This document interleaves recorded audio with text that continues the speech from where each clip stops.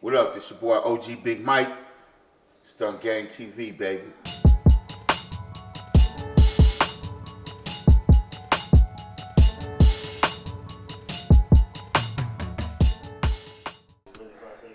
What's the deal? This your boy Skateboard for StuntGameTV, and today we got the legendary OG Big Mike. Yes, sir. What's happening? Man, it's a pleasure and it's an honor to be interviewing you right now, man. We're standing in the presence of greatness right now, man. Ah, man, I appreciate it, bro. Thank y'all for having me. Nah, thank you, man. Thank you. So, we're gonna get straight into it, man. You know what I'm saying? So, for the people who don't know you, you know what I'm saying, which is probably this new generation, you know what I'm saying? Tell us, how did you get the name Big Mike, and how did it start? The name Big Mike is just it's just a childhood, you know what I'm saying, nickname. You dig what I'm saying? That just stayed with me. You know, that part is as simple as that. But when you say the starting what? The music? Starting the music. Like Ah, for example, like who people want to know, like, where did you get your flow from? Where did you who inspired you to rap? well, my father is a musician, and my family has musicians and has roots in music. So, you know what I'm saying, I always had that in me. I always knew that, you know what I'm saying. Even as a child, I would eventually wind up expressing myself, you know what I'm saying, musically, right? But didn't know in what manner. Started off playing instruments and things like that. My father is an accomplished musician, to play an array of instruments. So, but my favorite thing I would love to see him play was the drums. The drums was his favorite, and I guess that's where I get my rhythm. You know what I'm saying? That I base my flow Yeah, on. You know what I yeah, mean? yeah.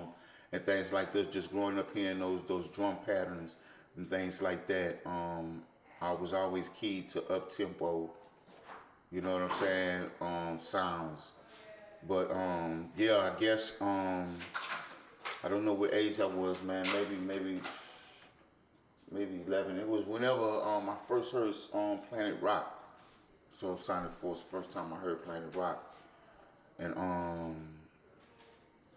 I was like, damn, just the drum patterns, the driving beat. You know what I'm saying? The different way of delivering vocals. It just turned on something in me that was already in me. You know what I mean? It just activated it, and I was like, from that day on, I knew that's what I was gonna do, even though I wasn't doing it just yet. Yeah, You know yeah, what I'm saying? I yeah. didn't put the pen to the pad till a couple of years later. You know what I'm saying? But I knew that that's what I was gonna do.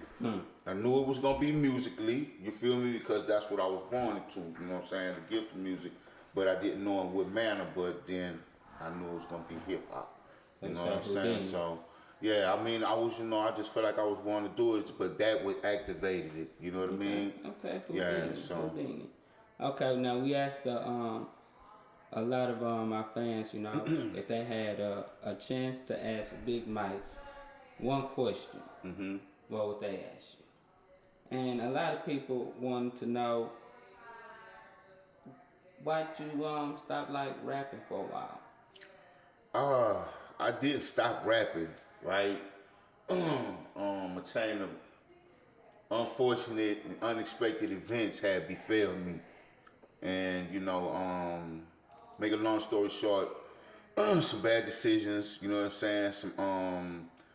Some bad relationships,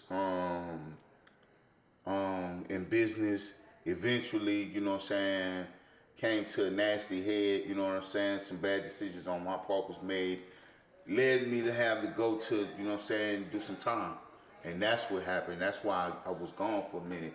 It wasn't that I had stopped, you know what I mean? So I was dealing with the judicial system. But yeah, for a while, you know what I'm saying? But it's all good now. You know what I'm saying? It's behind me. Um, Still active, still doing my thing. You feel me? Still sounding good, making good music. And that's not just me blowing my own horn. Now we That's heard what some I'm stuff. hearing It, from it people, sounds the good. It sounds responses. good. Yeah. It sounds good. Thank you, I appreciate it. So, yeah, man. So that's why, I had that brief departure. Maybe for the course of 4 years, 4.5 years, or something like that. In hip hop years, that's a long time. Yeah. Especially during that period of time, the early 2000s. Yeah. The game was changing so fast. Yeah. I mean, it kind of like still going the same direction, but it had kind of like hit in another gear. But yeah, man, it's a blessing, man. You know what I'm saying? That I was able to weather that storm.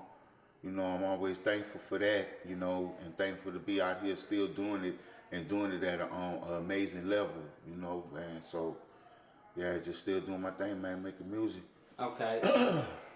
Another thing I want to also know that being that you replaced Willie D of the Ghetto Boys, did you feel like you had big shoes to fill with Willie D since he was like a more of a hometown, I guess, hero? Or he was more known? Well, you know what I'm saying? Nah, not because he was a hometown hero. I always respected Willie D work, you know what I'm saying? I was a fan of his even before I had got with the label, signed with the label, so I was just enthused about the opportunity.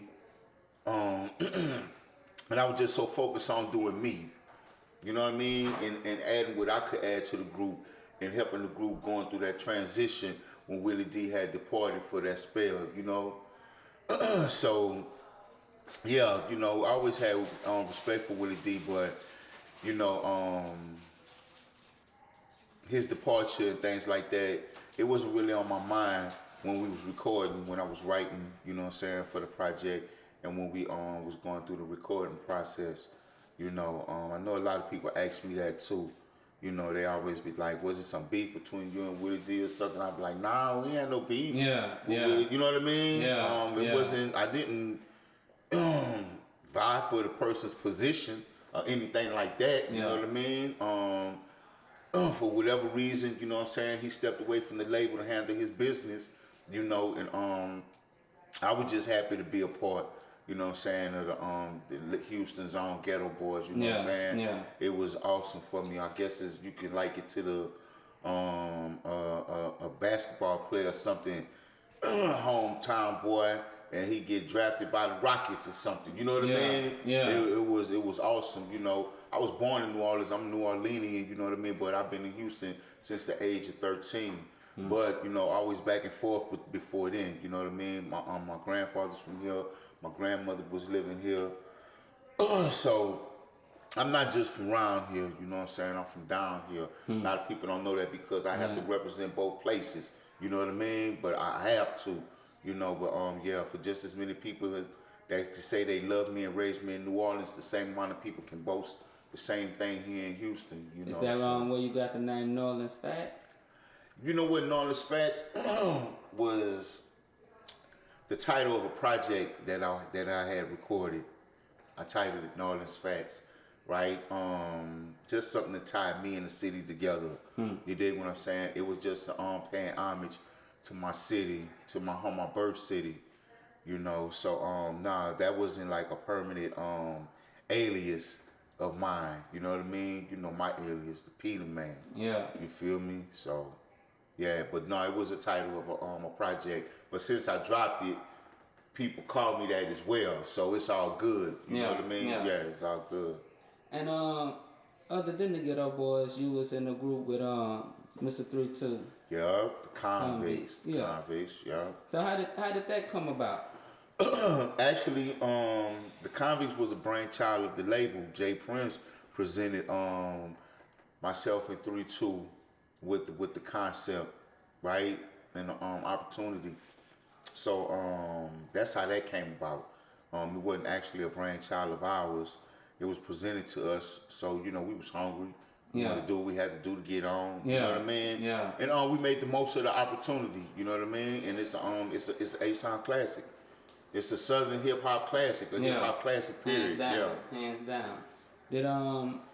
Did you have a chance to talk to 32 before yes, 32 is my brother, bro. We wouldn't just come together over the music. We met over the music. You feel me? but we became brothers, man. You know what I'm saying? That's family. You know what I mean? That's my heart. Um, Rest in love to Mr. 3-2, baby. You feel me? R.I.P. You man. know, but R.I.P. yeah. That's what you It wasn't just over music with Yeah. he and I. Yeah. Okay. So Still Serious charted at number 16 on the USA Billboard charts Right. in '97. So as far as success, would you say that's the most highest point, or what would you say is the highest point of success, or I don't you know. reached? You know, I had gained success and notoriety with the Ghetto Boys project. You know, gained notoriety with the Convicts project. Um, just on different scales. You know what I'm saying? But it don't matter the size of the blessing. It's the blessing itself, as long as it's received. You feel me? So that's the whole thing with me. But the Something Serious project was probably like it was about to get in stride. You feel me? You know, that was a good time. It was a good time. Coming off the platform that was laid with the Ghetto Boys to Death Do Us Part project. You know, it was a good time. It was an awesome time in Houston. I can surely tell you that. You know what I mean? Man, it was an awesome time in Houston, and things were just popping for Houston, man. That's what I tell people, man. A lot of these youngsters don't understand. They think, you know, the popularity with Houston was gained during the screw era, Yeah. and things like that. Yeah. You know, no, it was before that as well. You know what I mean? And it was an amazing time, bro. You know what I mean, for the city. I'm so happy to have been alive and lived through that and played a part and provided some music for the soundtrack of those times, you know. But yeah, Some Serious album was a good time. So what was the backstory behind Straight Gangsterism? How did that come about?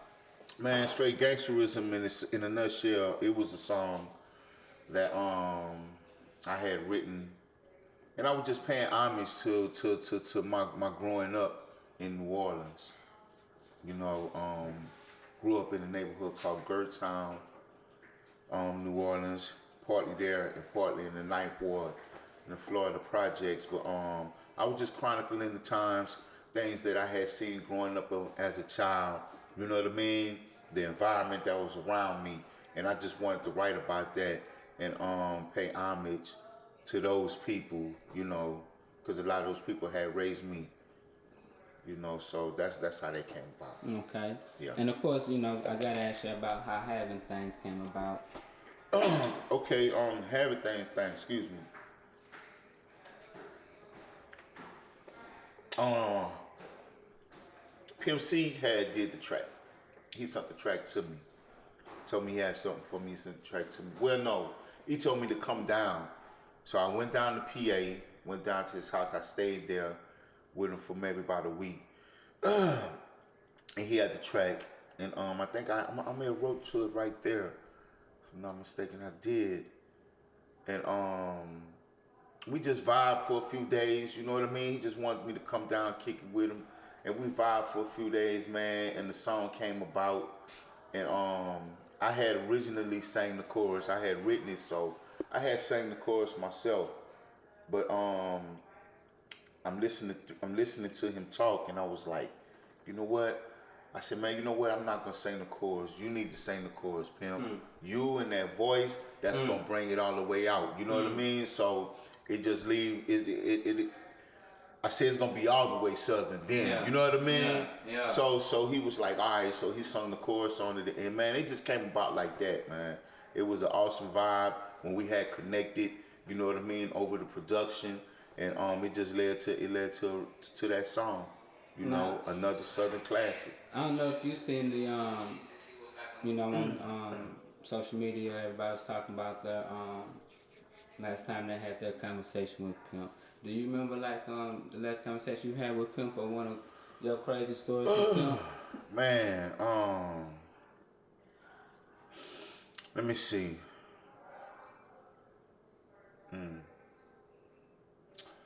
I mean, like, we would see each other, you know, but it wouldn't be all the time a conversation about something deep.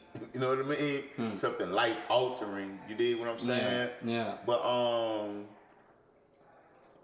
trying to think of some stories, man. I don't know. Besides just kicking with them, you know, and us getting together on some music, man. You know, but yeah, I'm not in a position right now to go into detail because I'm still trying to piece it together. I want to give you something completely accurate. But I don't know. I'm trying to think of the last time I seen him. I had seen him face to face in person before he had passed. I'm thinking it was maybe over at Corey Moore spot. Um, and we was doing the remake of that Having Things for his compilation project. Okay. And I think that's the first time we had seen each other in person since we had both got out of jail. Okay.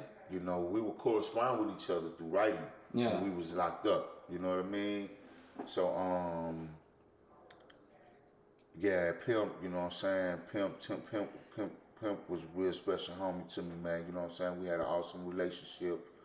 You know, where we didn't see each other, we didn't have to see each other all the time. You feel me? It was just understood.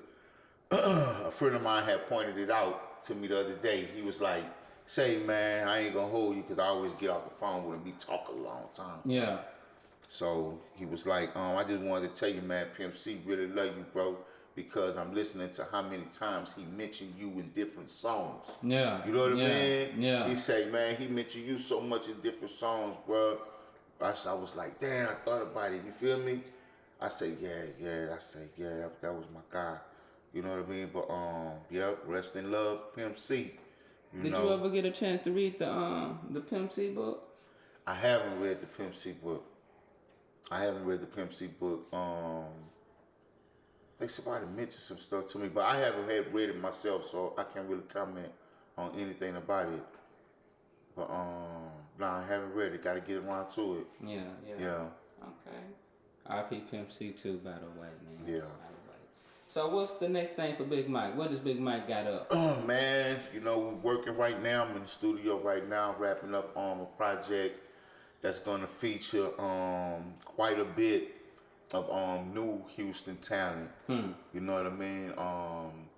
I was blessed to have cross paths with some awesome artists that haven't got exposure yet, which is an awesome thing too. Because I'm glad that the first time people gonna hear them really is gonna be involved in something with me. So I'm glad that I'm able to go along with the ride for their journey as well. But yeah, it's called Armor Gang.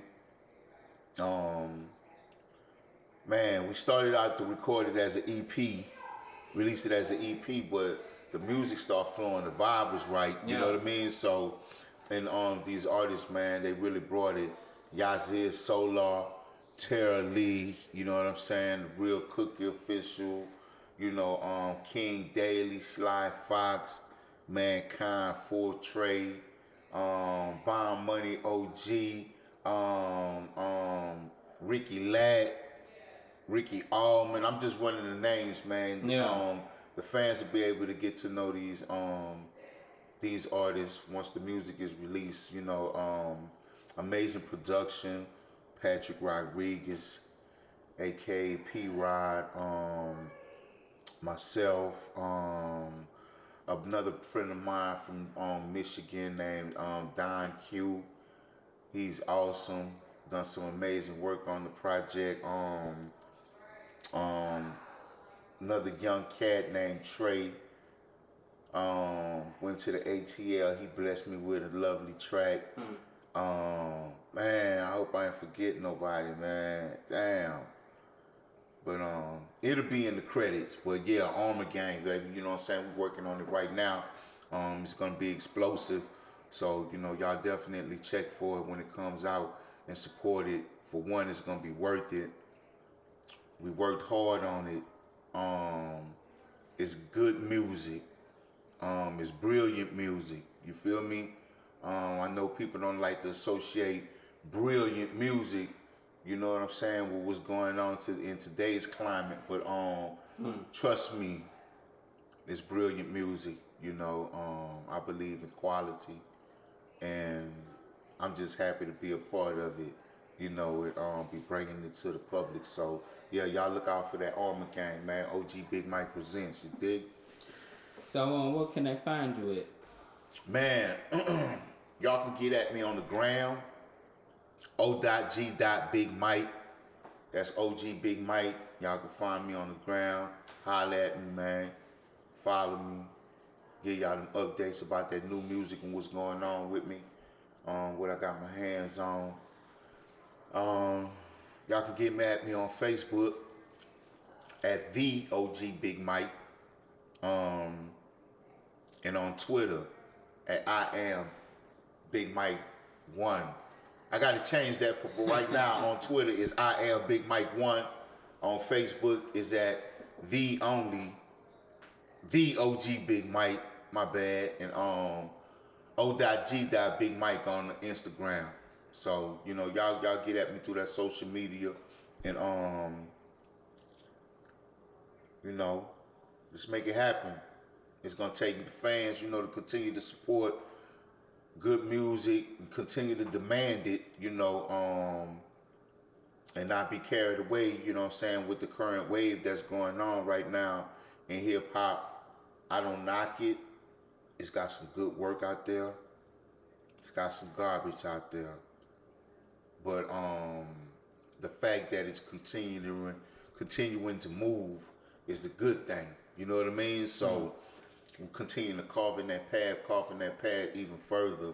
You know, and amazing things are happening in hip hop. The age limit in hip hop is being redefined. Yeah, that's true. That's true. Oh, we're not letting others define it. That's true too. That's true too. Because that's another way of control. You feel me? Try to tell you, oh no, you know, at this age they can't do it. You know what I mean? But this is an art, not a sport. An art, you get better as you go on. That's true. It's mastery in art. Yeah. Right? Yeah. Yeah. The better you get closer to achieving that. It's kind of like martial arts, right? You don't underestimate an old martial artist or a seasoned, you know what I mean? Yeah. Right? You be like, he could really hurt me. You know what I mean? So you're supposed to get better. You get better with time. You know what I mean? I know it hasn't been shown a lot, but So are you saying that where you at right now, you would just murder like anybody that's out right now? You're like in your prime right now, since you saying like. Most definitely. All glory to the Most High. You feel me? For that, but yeah, it's a fact in my book. It's a fact in my book. But, you know, you ain't got to take my word for it. You can go check that Armor Gang when it come out. You're going to get a healthy dose of it. You dig what I'm saying? So I take what I do very seriously, bro. It's my way to be able to circumvent what's happening right now. All I can do is concentrate on and control what I can do. What I can do is be the best that I can be and deliver that. You dig what I'm saying? When I'm coming out the gate. So, you know, you're gonna have that substance. Yeah, don't mistake my confidence for arrogance. Yeah. You know what I mean? This is based upon work. You know what I mean? And you know, like I say, I'm just happy to be able to have something to come out that'll be able to back it. You know what I mean? But it's an awesome thing, man. It's an awesome thing. You know, I'm in my 40s. Shout out to all the other MCs that's in their 40s. You know what I'm saying? Yeah. What I'm talking about, and there's a lot of MCs out there that's doing good work.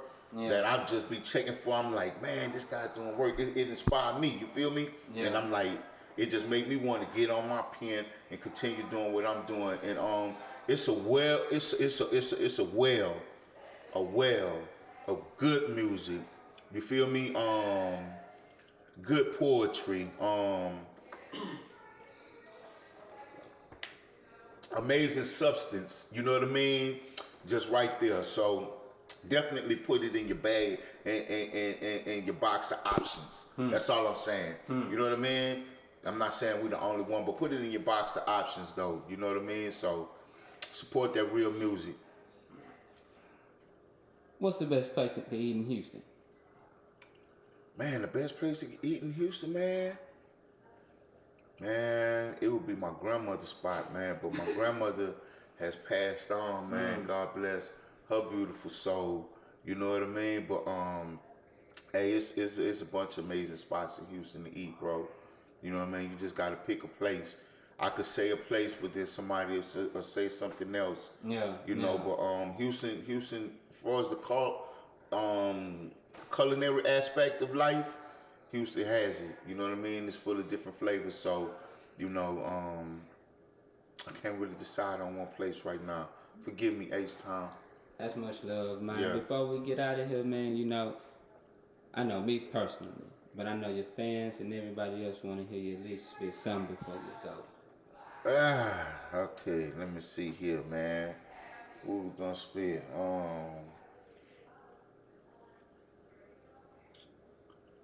Mike Ayel, Yazid, Cousin Lucky, Tara Lee, collectively, we claim, armor gang, understand, damn right, we the ones, long blade, loaded gun, the fire to the tip of the blunt, the core of the sun, look what we done, competition is none. Run up on them like what? Nice shit out the luck, looking up like what the fuck? Red beam, if he making the move, he a dead demon. Send him to hell for more than that reason. Greatness achieving, all seasons, trendsetters, we's leaders, the game needs us, sweet Jesus. OG Big Mike, baby, armor gang, check forward. Jesus. Man, it's been a pleasure, man. The legendary OG Big Mike, man. Appreciate all the love, Appreciate y'all, fellas. Skateboard StuntGameTV. We out of here. Peace. Already.